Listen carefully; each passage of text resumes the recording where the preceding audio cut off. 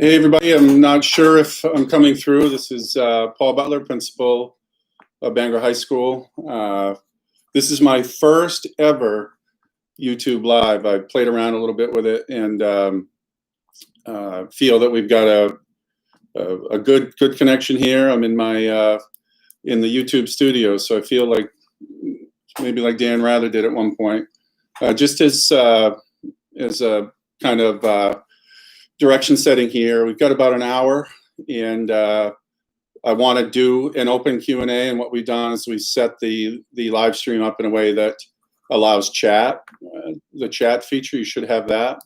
And I've started the chat feature with links to 4 documents that drive a lot of our decisions around reopening, and maybe your decisions around having your children come to school, under the 3 options that we'll sort of start with. So if you're in, I see there are 34 people out there now. We had elected to go YouTube Live once because it's kind of cool to do that, and I think it's a good medium at some point. And we were finding that our Zooms with 1,200 students and 120 or so staff, they were filling up quickly, and anticipating that there might be more interest than we're actually finding today, 35 or 6 of you. We didn't want the limitation of 100, the cap of 100 that's on Zoom, so we decided to give this medium a shot. And so what I'd invite you to do throughout, I have some help here in the office, and my moderator, Dr. Leach, who's going to help me field field questions that come in through the chat. So I would invite you, Adam, Dr. Leach says hi to everyone in the chat. The chat is a medium to post questions. I'll go through some of the core things. You'll see those 4 documents, like I said, are links out to, one is to the Maine Department of Education framework for returning to school. It's a draft framework, but it was updated as recently as July 31st. And that was the day that all the counties in Maine were identified as green, yellow, or red. And just for along those lines, every county in Maine was designated green, which allowed school systems just last Friday to begin concrete planning on a return to school, whether that be in-person full-time, in-person hybrid, or a non-return, which we're calling remote, and I think everybody is. So I see the questions. The questions are starting to come in. I'll field a technical one first. Claire Mundell asked about the ventilation system. It's been upgraded. How, and will there be HEPA filters in classrooms?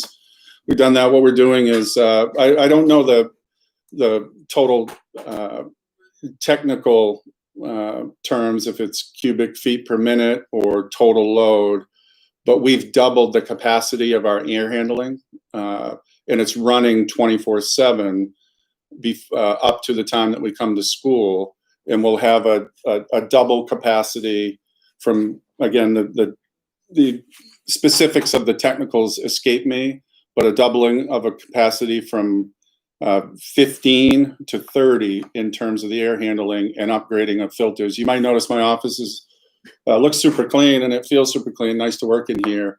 We're doing a deep clean this week of the office, and all spaces have a professional cleaning crew coming in.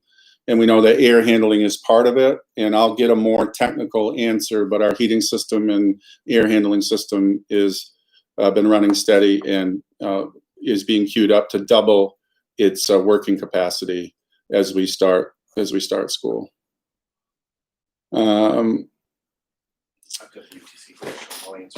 Yeah, Dr. Leach will attempt in the chat as we go to respond to questions that he can respond to, but I'll try to address them verbally, just to be sure to have them queued up. So the question was about UTC. UTC is the technical program that juniors and seniors can go to. We have a great relationship with them. They are opening under a full hybrid model. Each school will be assigned 2 days for their students to attend UTC, morning or afternoon. They haven't finalized which days are Bangor High School days yet.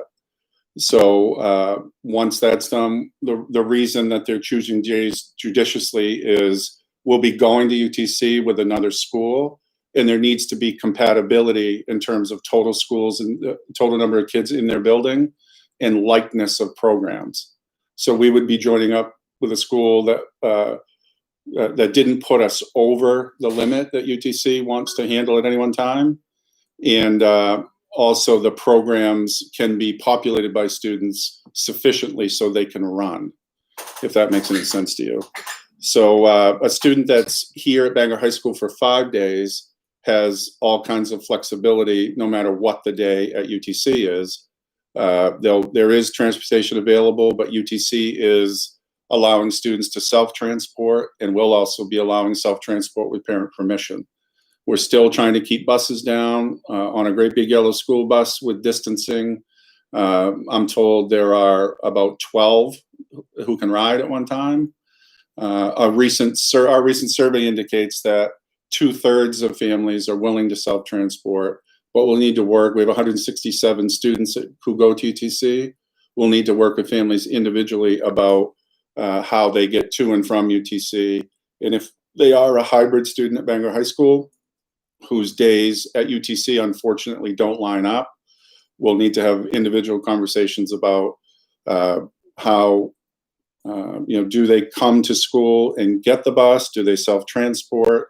So those are individual conversations, but I'm happy that we can offer both halves of the day for UTC, and that we'll be able to do transportation. I just don't have the final days set yet. I'm reading, and I'm doing my best to sort of read and choose questions that are common. Question about remote students being able to continue with the Arts Academy, and I'll share with you that we're still very much in the invent and perfect at the same time mode now that we've been given license to move ahead. It's critical that we have families return surveys, and it's particularly critical for the high school because we are making decisions about sections of remote courses, sections of hybrid courses, and sections of live courses. So we will do everything we can to offer all the programs and all the elective courses and the things that define our school in so many ways, but I can't promise that all courses, especially electives, will be run this year. We've already made some decisions about those things in collapsing courses and loose decisions, but are firming up quickly, looking at the need to keep numbers small in sections for obvious reasons, to keep students of like kind in sections. We're going to be forced to stretch teachers across core courses, and we're going to probably have to sacrifice some electives, but with a plan that keeps those electives as options in another year and doesn't shut kids out of those things. So we're doing everything we can to do that.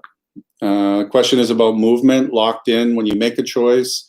So you are choosing, I want my student to return full-time, I want my student to return hybrid, I want my student to return remotely, and is there flexibility for movement? One of the questions and one of the links to the documents at the very top of the chat are the FAQs, and that's from our website. And that was a major question early. I will tell you, for a lot of good reasons, planning particularly, we hope students will choose the return option that best meets their needs. But we also understand that for many other good reasons, there may be a need for a change. With some limitations, I'm just being super honest with everybody, with the way that we're likely going to have to constrict our schedule in order to give a core program, movement, unlike a year when we offer a full slate of courses in normal conditions, we can absorb pretty much any type of student movement and not disrupt the program.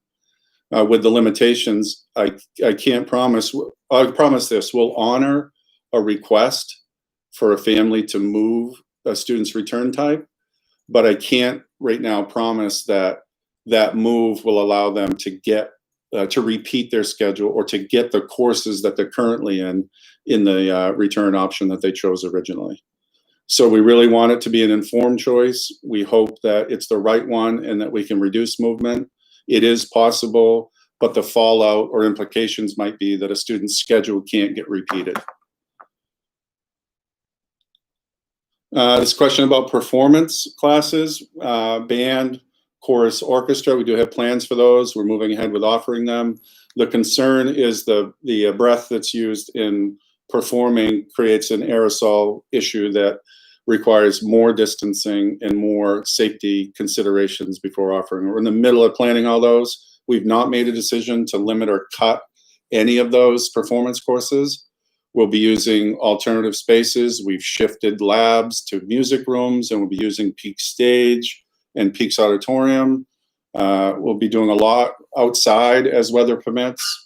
Like you might have seen if you've followed the conversation or the thread about reopening plans, we're considering any space in the building available for distanced learning spread out. So between the cafeteria, which now can't function as a cafeteria, the gym bleachers, outside lobby spaces, and switching up where those courses are held by plan, we feel that we'll be able to safely offer all performance classes for students coming this fall. I just want to make clear, because there's some questions I see in the chat about changing semesters, and I want to make sure it's understood how the implications, I guess, the ones that are challenging implications and the good implications for, first of all, the semester schedule. We've moved to a semester schedule, and that means students meet every day for 80 minutes, and they'll have 4 classes a semester. That's a big shift in terms of pedagogy and teaching that we're working through with teachers, and it's also a shift for students. But what it means practically in terms of courses and achievement at the high school is students will begin 1, 2, 3, or 4 classes at the start of a semester, and they'll complete that course and earn the grade at the end of that semester. Then the next semester, second semester, they'll begin 1, 2, 3, or 4 classes and complete those in that semester. Block schedule, I alluded to already. A block schedule means that they essentially double up the learning time in terms of daily contact, and you cut in half, in this case, the duration of the course to a half a year. It's very much like a college schedule. The reason we went to block is to cohort kids for longer periods of time in the building and to reduce transitions between classes and essentially cut them in half. So there was agreement in our greater region among high schools and superintendents to do semester-based courses and then to reduce the footprint with blocks. And we were one of the few schools that, for a lot of good reasons that are parallel to this discussion, but are part of why our school's been successful. We've not opted for a block schedule on purpose, but we recognize that it's an important safety measure here. And we've gone to block scheduling. I wanted to make one more point about that. On the good side, in a challenging time when kids and teachers are coming back under the circumstances, managing 4 classes is preferable, in my opinion, than managing 6, 7, or 8. And I don't know this, I don't make this decision, but if we go to fully remote at any point, if that becomes necessary, then that chore of managing 4 courses is going to be favorable for kids and students versus kids and teachers versus the 6, 7, or 8. So that's a silver lining, I guess.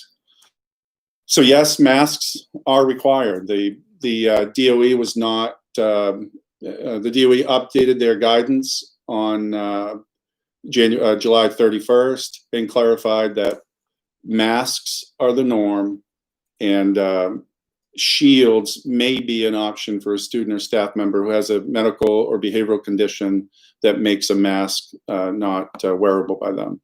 Masks are required. DOE has clarified that a person not complying with the requirement of a mask, that's a reason that they can be removed from in-person attendance. We're going to do everything we can for that not to be a discipline or punitive measure. It's a learning moment, teaching, learning. It's going to be frequently monitored. It's going to be addressed timely, and we're taking serious the expectation that anybody in the building be masked. I'm able to be unmasked because I'm well distanced from my moderator. I've got windows open in my office, and it would be, but if I'm out and about in the building, I'll be masked as well. The questions come up about athletics. We're developing a proposal about athletics, but I'm a little concerned, not concerned, but there's so much more to know about how athletics in co-curricular competition will work that I'm proceeding with caution. There is a plan, there's a governing body of athletic co-curricular competition in Maine, the Maine Principals Association, who set out guidance, but we're aware that schools in conferences and regions are proceeding cautiously such that any plan that we make may fall down if a lot of schools aren't willing or able to compete. The question was participation in athletics around return type. A student's eligible to participate in athletics if they're in good academic standing, and that's a local school decision. The MPA requires that student athletes be determined eligible by rules that are set up by the school, and it's not my intention to cut students out of athletics based on their return type. So a lot of the questions, though, about return type might speak to a student's relative vulnerability, and I know those are family decisions, and that's why I believe we're offering multiple options to students and families. Phys ed and other courses, we will be offering phys ed, even though a student's schedule might describe a specific genre of PE, outdoor education, or lifetime activities, or team sports. We'll be starting all PE classes with a personal fitness basis and with distancing observed in every space. They'll be using the outside of the building. They'll be doing some PE classes, of course, in gym. We're lucky to have 3 big gyms, and we will be offering PE on the block schedule with distancing.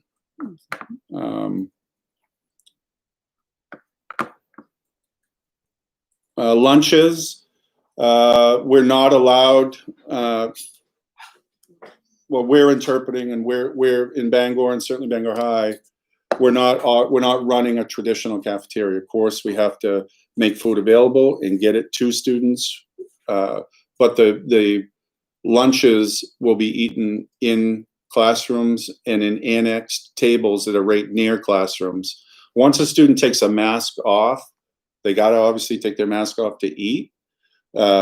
Very strict 6 feet plus. So what we've done is we've kept them in classrooms that can, depending on the size of the classroom, manage 12 or 15 students. We feel that there's an extra effort we need to make when that classroom is eating lunch to ensure distancing. So we've got annexed tables outside classrooms that will be available and that will be staffed by ed techs and hall monitors who will ensure distancing and who will be in a routine of sanitizing those areas after student use. Somebody asked about mask breaks. We will be offering them. And we were talking operationally yesterday with the assistant principals, how do we do that? We'll ask teachers to build them in, and we'll have our hallways marked in a way that directional traffic and spacing along the outside corridors would allow a student, let's say in the middle of upper A, hey, do you need a mask break? You're encouraged to take one now, that they could walk down the hall, remove their mask, go down the hall, skip to the other side of the hallway and come back and put their mask on before they go back into the classroom, or if they were to encounter anybody that close that was coming out of a classroom or something. So although the CDC doesn't recommend or is kind of silent on mask breaks for older kids, we recognize that some are going to need it. So we'll be building that protocol and opportunity into classes with teachers during the block schedule. Just back to block schedule a little bit. There'll be 4 blocks. They're 80 minutes each. 2 will occur in the morning starting 8 o'clock before lunch. And the third block will actually be a little bit longer. And that is extended to be 100 minutes. And we'll stagger the lunches through the third block classes to allow students to safely travel with distance, come back and eat their lunch. There is a practical component here of the kitchen being able to turn out that many meals in that short a time. I think we have a good plan for that. So lunch will be eaten at some point during third block. Avoiding contact in hallways. This week, next week, we've gotten all kinds of signage, and we've talked about floor tape and those types of things. Essentially, our halls and our ramps are wide enough at 9.5 or 10 feet, I think in some cases, to allow students to walk on the outside of those hallways and not be in close proximity. We are setting directional traffic from portions of the building. Back to that example of upper A wing. The third most left classes, as you look from my vantage point, the third most left classes will be instructed to leave those classes, stay to the right of the hallway, and use the catwalk to get to their next destination. The middle third, for example, if you can imagine the high school, there's a down ramp and an up ramp. They both end up at the same place, but one is obviously headed down first and then up. So the middle classes would be released, and those students would travel down the right of the down ramp.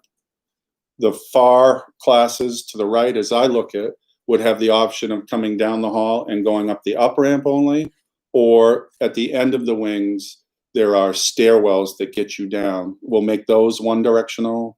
And through foot traffic, we've even considered staggered releases of classes to reduce congestion in the halls.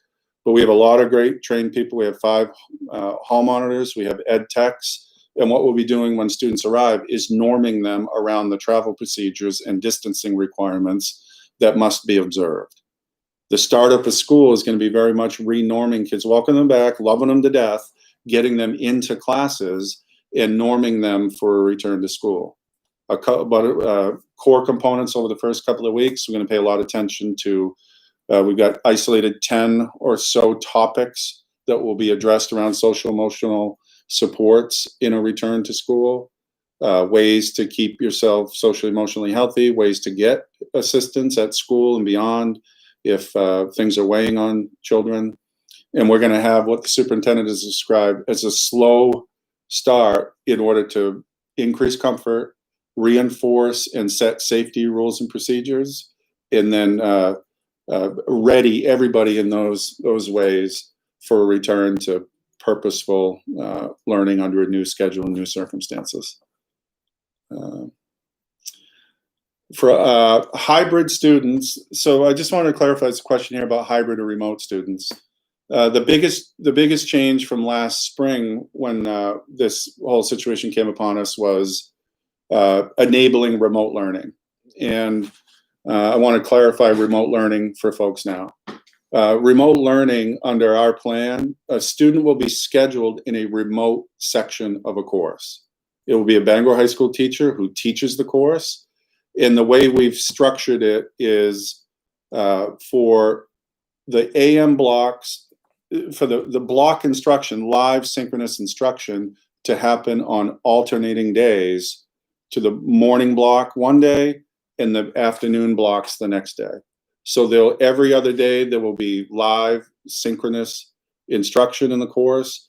So on the first day of the week, let's say, the blocks 1 and 2 would be live taught. Blocks 3 and 4 would be independent remote with no live contact. They'll happen at the time that the block is scheduled. That was one of the things that I felt it was impossible in a lot of ways, or super challenging to get us there. But one of the things I thought we lost in last spring with remote learning is having that accountability to time and place within the schedule. So all remote synchronous lessons will occur at the time they're supposed to occur. The expectation is that the teacher, whether it be by Zoom or Google Meets, that there'll be the expectation that the students log in, that attendance will be taken, the lesson will be delivered. There'll be certainly opportunities for groups and interactions virtually. The lesson will end, and prior to the end of that lesson, the teacher will be saying to students, okay, on Google Classroom, you'll see that there are things I want you to complete independently for when we are face-to-face again on 2 days from now. So the teachers will have live instruction for half a day with half of their kids alternating over the course. So you'll have 3 lessons one week and 2 lessons the next week. And that allows us to offer multiple sections and keep students covered who are in remote situations. The afternoons that a student doesn't have in a remote section, does not have class, we're working to establish office hours that are not instructional, but are support in nature. So there may be some synchronous by option or need, but not by plan for every student. So that's how we're seeing remote sections working. Backpacks and lockers. What's that? Backpacks and lockers. Oh, but we won't be using lockers. Lockers are just, the nature of them. They put students in direct proximal situations that are tough to monitor. So we won't be accessing, students won't be accessing lockers. And but backpacks are allowed. Of course, students are going to need a place to bring their materials, store their materials, and bring them throughout the day. Yeah. I'm scrolling through the questions here. Sports, somebody might have come in a little late to the conversation. We're hoping to offer sports. Very honestly, it's a lowest priority for me right now. Not sports. I love athletics. I love co-curricular competition, but I've got a planning to open, a reopening to plan, sorry. And one thing that the Maine Principals Association, who oversees extra and co-curricular competition in Maine, has done smartly is they've delayed any type of competition until mid to late September, so as to not interfere with the schools needing to prioritize reopening planning. And so we got a little time on athletics. Value it, want it safe, and want a full experience for kids. I just haven't made that a priority right this week.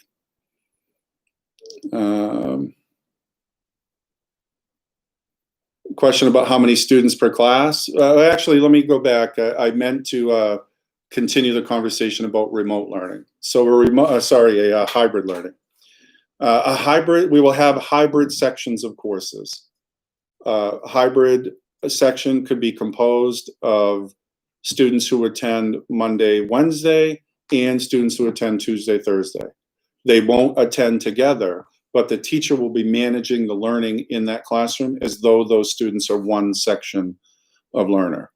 Our spaces can handle, with distancing, the 6-foot requirement, anywhere from 12 to 15. Some might be a little bit bigger, but a hybrid section, therefore, it can be efficient when we're treating even those alternating days as one instructional group.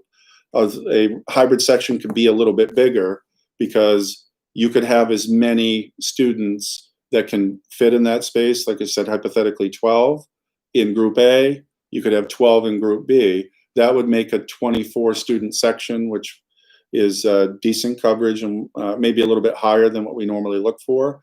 But the teacher is directly instructing only 12 on alternating days, but on the whole, because they're both getting the same lesson the same number of times, they'll be working toward completion of the course as one section, as though they're attending and participating together. So I hope that answers that question. I'm not sure moving forward if the chat questions remain active and accessible. So I'll make sure I'm trying to address some of them as they come through, with the hope that moving forward, these questions, and Dr. Leach is providing good answers I see throughout here, that you might want to access and scan as you're as we're continuing to talk today. Somebody asked a question about Jrotc. That was answered. Yep. The Jrotc, it's in the schedule. It's in the block schedule. The only question I can't answer right now is part of Jrotc. Is a big part of that is competition within and beyond the region. I don't know about that yet because, of course, we wouldn't participate in those unless we're absolutely certain that distancing and safety and prevention measures were in place. So more to go. But in terms of an instructional component, Jrotc, you know that Bangor High School has the oldest Jrotc cadet corps in the nation, absolutely first in the nation, and so we're going to keep that program going. What if there's a confirmed case? A confirmed case. I was reviewing that today. The DOE defers to CDC, and we'll take our lead from the CDC in terms of confirmed case. The language says a portion of a building must be shut down and deep clean. Once a school or a organization, it's not limited to schools, but certainly the DOE is a confirmed case, there is a requirement of a closure of some type to deep clean at least the space. I don't make the decision about whether a space gets shut down or a building gets shut down for a period of time to allow for a deep cleaning. Logically, I would say the decision about full closure or partial closure, again, not mine, is the degree to which we can trace contact. And one of the reasons that we're limiting interactions and keeping students cohorted longer is to reduce cross contact and to be able to obviously trace and know and keep students as separate as much as possible. But if there is a case, there will be a closure of at least part of the building and perhaps the whole building. But I'll say again, that's not my decision. I provide information that allows that decision to be made. I'm reading. We provide masks. Yeah, students will be provided masks. I asked around update today. I'm sure there's a supply chain really being strained here. I've not been told, or I saw it, and none of the other schools have received masks yet, but I know that with the Federal CARES Act and funding to prevent or to help schools work through the costs of opening and operating schools in COVID, a huge supply order of masks is on the way. I've not seen them yet. They will be provided to students, and they will be expected to be worn in school.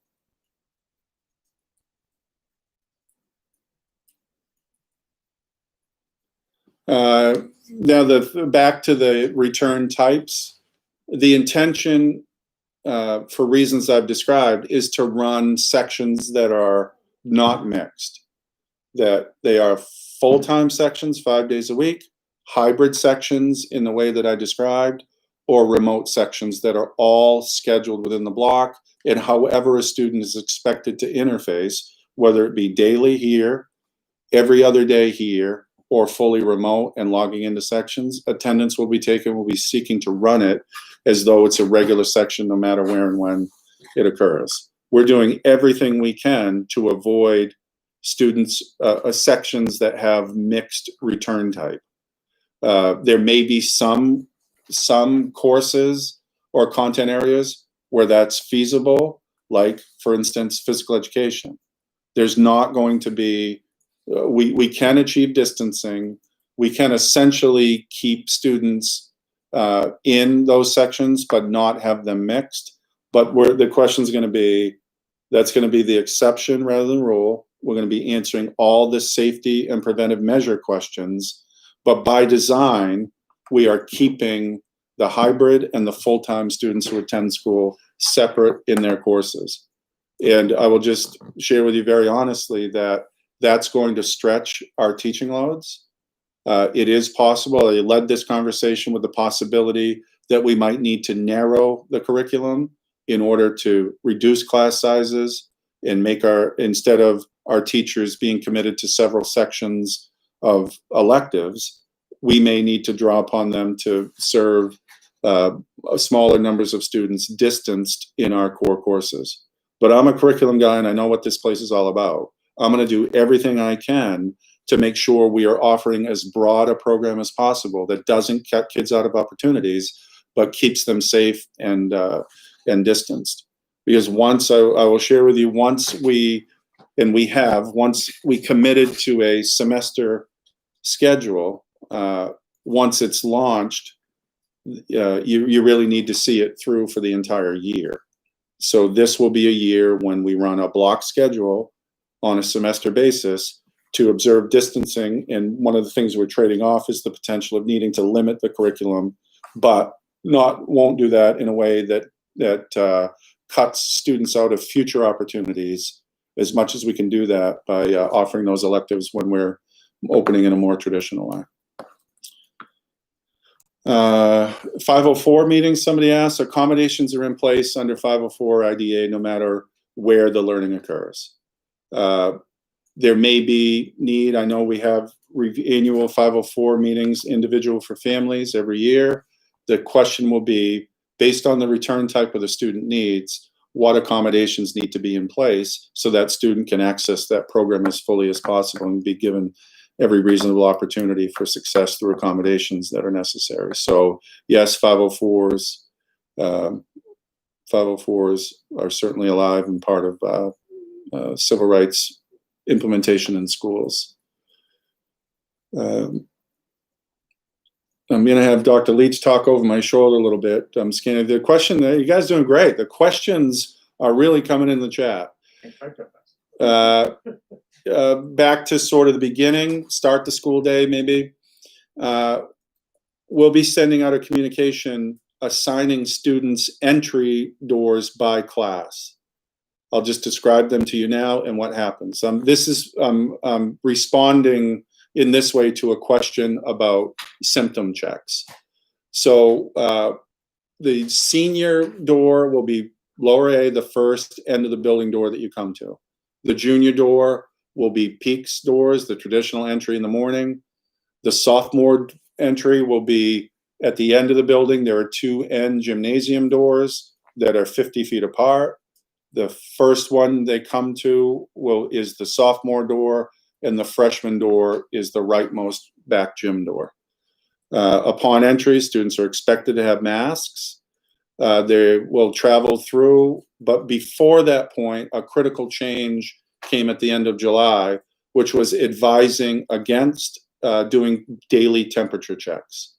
That the temperature check, monitoring, and symptom check and monitoring is expected at home with families. And that's also true of staff members. There are a number of students, as you might guess, or a number of families who might need assistance with that. But the expectation is symptomology and contact and temperature monitoring are a family responsibility. And that was a decision that was universally made not too long ago. Upon arrival, students would be kept distanced and coached along the way, not only by signage and markings on the floor, but by a number of adults who are day one going to be norming students about distancing and about travel. One of the first things that they'll do when students arrive is have an opportunity to wash their hands or sanitize their hands before they go to their first period or first block course, which is obviously set up with distancing to accept that particular group of students for instruction. We won't be grouping in the cafeteria like we had, obviously, or around the Peaks entrance. We'll have all hands on deck in terms of ushering students from in the building to their door through a hand wash or hand sanitization. There is breakfast. A student who gets breakfast at the high school will be able to get that morning breakfast. It's a bagged breakfast, and bring it to eat in their classroom.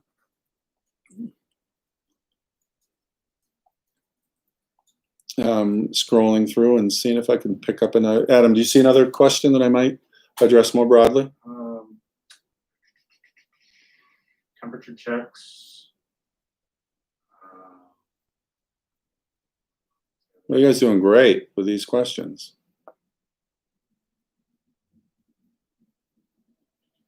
What about other questions about students? What happens if a group of students are exposed to?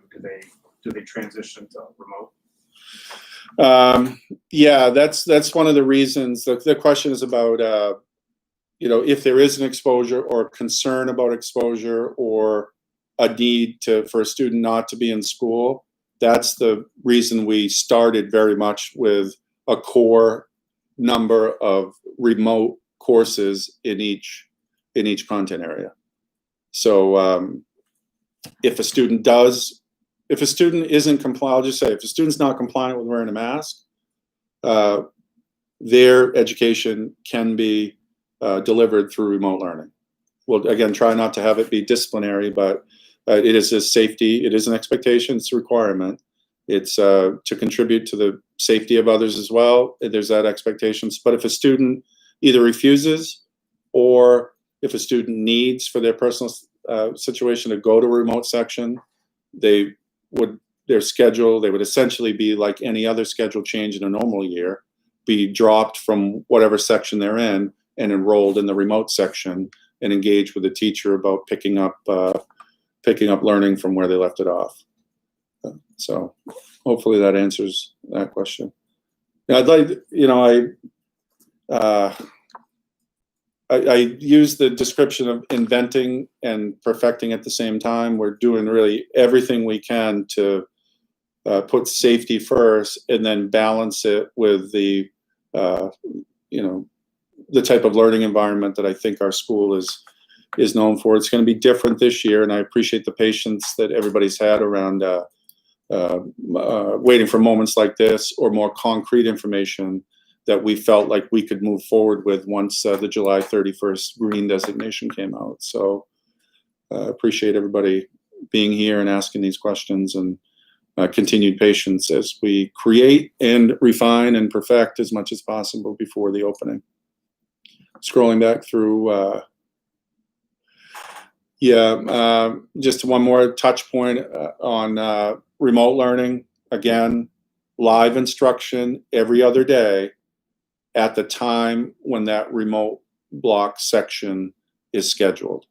So if you have block 1, 2 on Monday, and that's a live day, the teacher is Zooming or Google Meeting out. They're learning, managing, they're providing and making available and rostering students within Google Classroom to frame the lesson. They're having live interaction, video interaction with students. Again, student attendance is taken, and it's like any other lesson where you've got a group of students in front of you as a teacher, and you're putting resources and using your time in the time that you have face-to-face to get to higher order, to get into learning interactive as much as possible, collaborative learning situations, so that a remote section is effectively getting through the curriculum and putting kids in learning situations that are positive and interactive and part of the fun of school, I would say.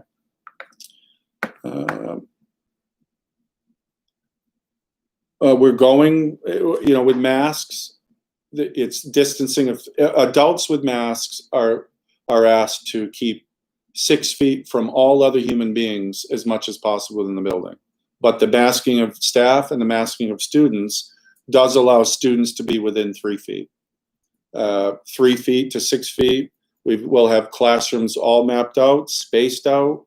Once we get the information from families about what their return type, the guidance counselors will be looking at sections, balancing them out, trying to decide this really isn't, honestly, I should say, this really isn't a full solution challenge. It's an optimization challenge. We've got to get to the optimal balance of obviously kids in courses for safety reasons, and optimal balance of what core courses we can offer. We need teachers to instruct in balance with our goal of having as many electives as possible. And Some had questioned, why another survey? Another survey is necessary because there were requests of families to change return type enough that I was concerned that we didn't have good final data from families. And the only way that I can move forward and direct people in doing the tasks to balance courses, et cetera, is if I know firmly what return choices are. So that's sort of the foundation of all that we do. And we also, had some concerns about the abrupt end to last year and the quality of course selection process that normally is very time intensive and very much face to face. We just felt that we needed to confirm return types so we could build out schedules, make corrections, et cetera. Our goal, I will tell you, I think Dr. Leach and the guidance counselors might sweat at this goal, but if we have by the end of this week or Monday, right now we're about 600 or so about half the student survey responses. I will tell you that right now, 70% of respondents are wishing full-time. That's up from 60% before. 20% of families through the survey are requesting hybrid, and 10% roughly are requesting remote.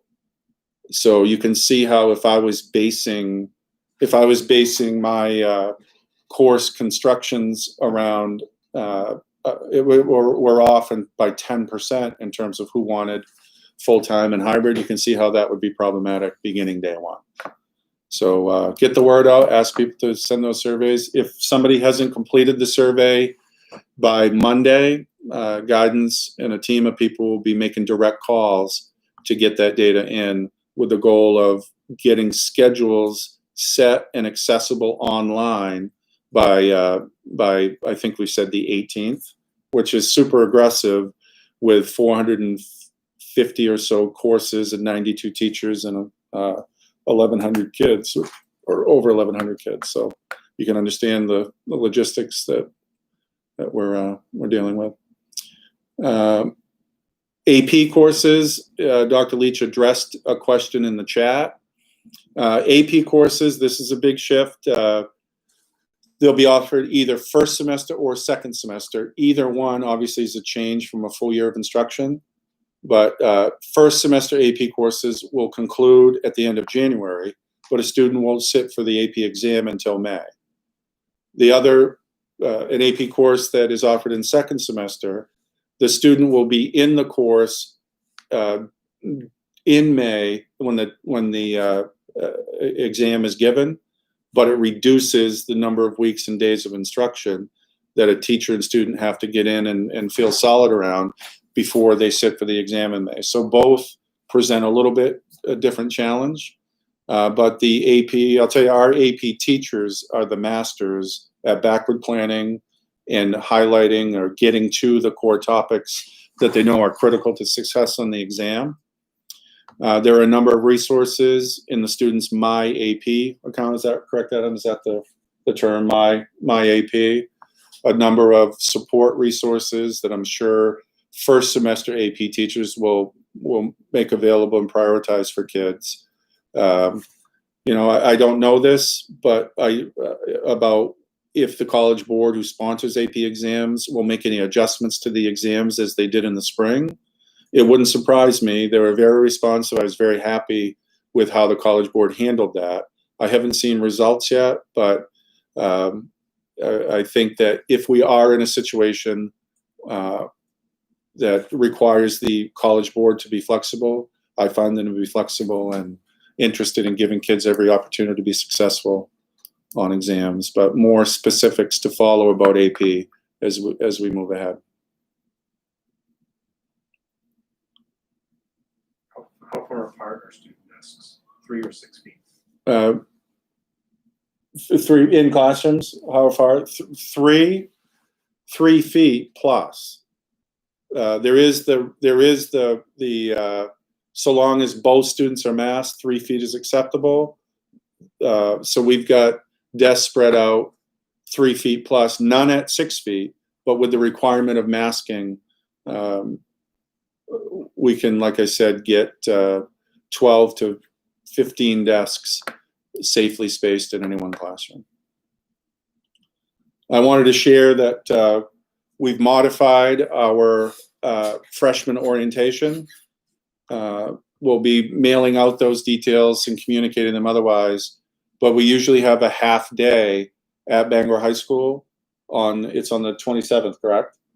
When students, formally in non-COVID times, of course, students will come in as a group, receive a tour, be guided to their first period class by a teacher or a student mentor, work their lockers, receive their schedules, and get travel throughout the building on an abbreviated schedule, and then bus home. Obviously, we can't do that. So we modified it into 2 sessions on that day. Students are broken into 2 groups, 1 a.m., one early morning, 1 late afternoon orientation session.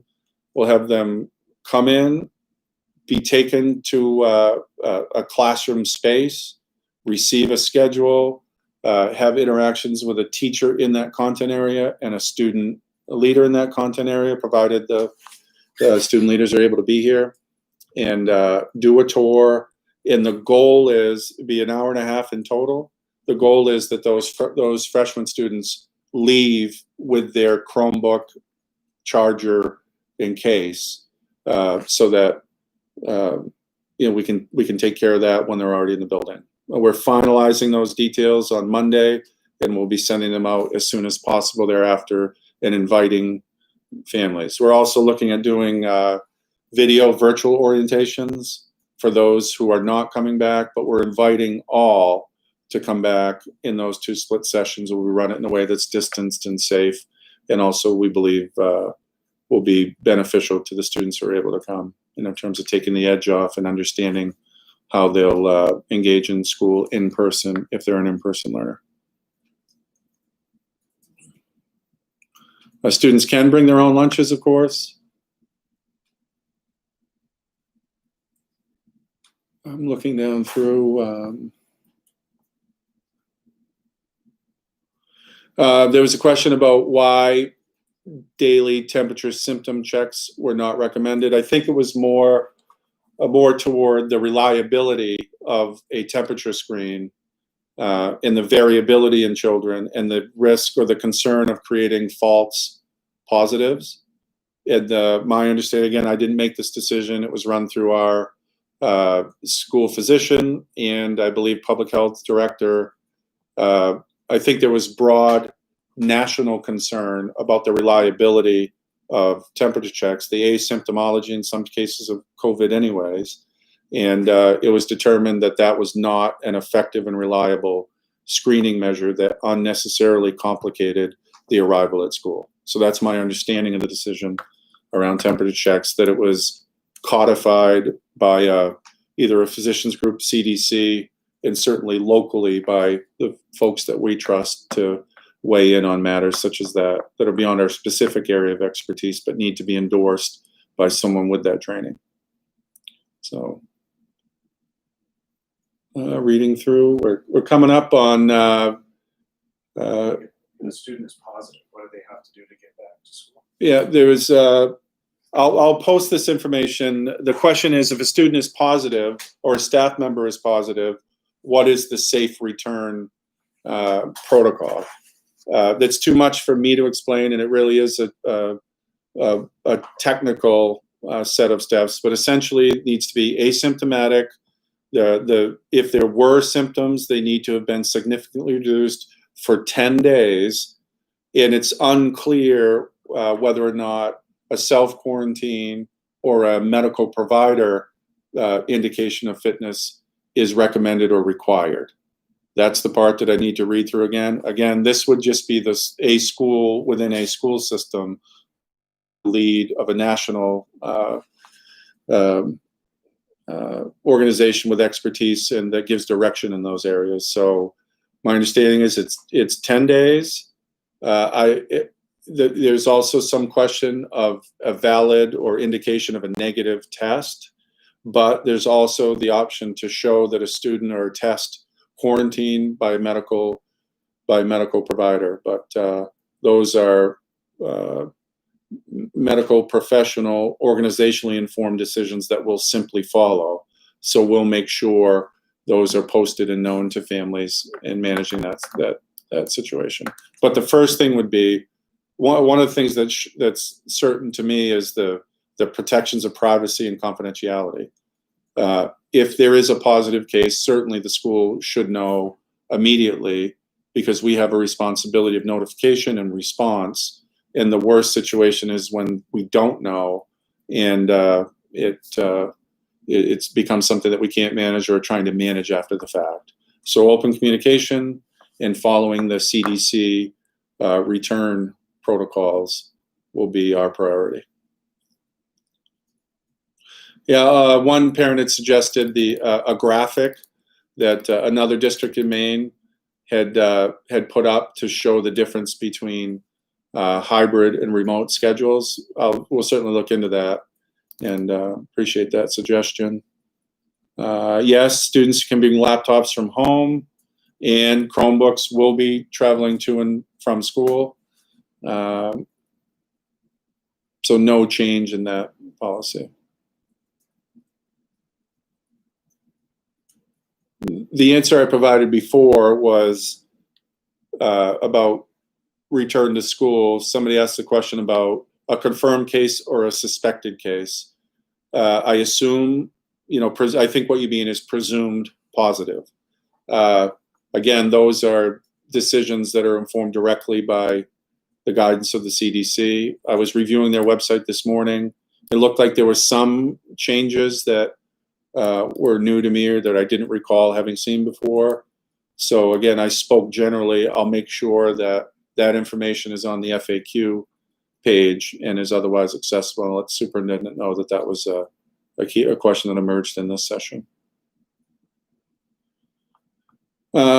Question, will live classes be recorded? That's not the plan right now. Having Google Classroom will serve as a learning management system for every course. But what it does is it allows the posting of materials and videos in the lesson that if a student does miss for a valid reason, they should be able to go to the Google Classroom, see the lesson, see the resources, see the assignment. Perhaps there might be a video posted or some online content to view or a PDF of a reading, or they might be instructed to read a section of a text that they have. So they'll be able to keep current by keeping current with the Google Classroom and consulting it frequently. And our protocol will be for teachers of remote sections to park the link to their Zoom or their Google Meet within Google Classroom, so that Google Classroom is the place where students begin to interface with a live session, and in an ongoing way will be consulted to keep up on what's been asked to do, what's due, what's been assigned, and what's been posted to support learning.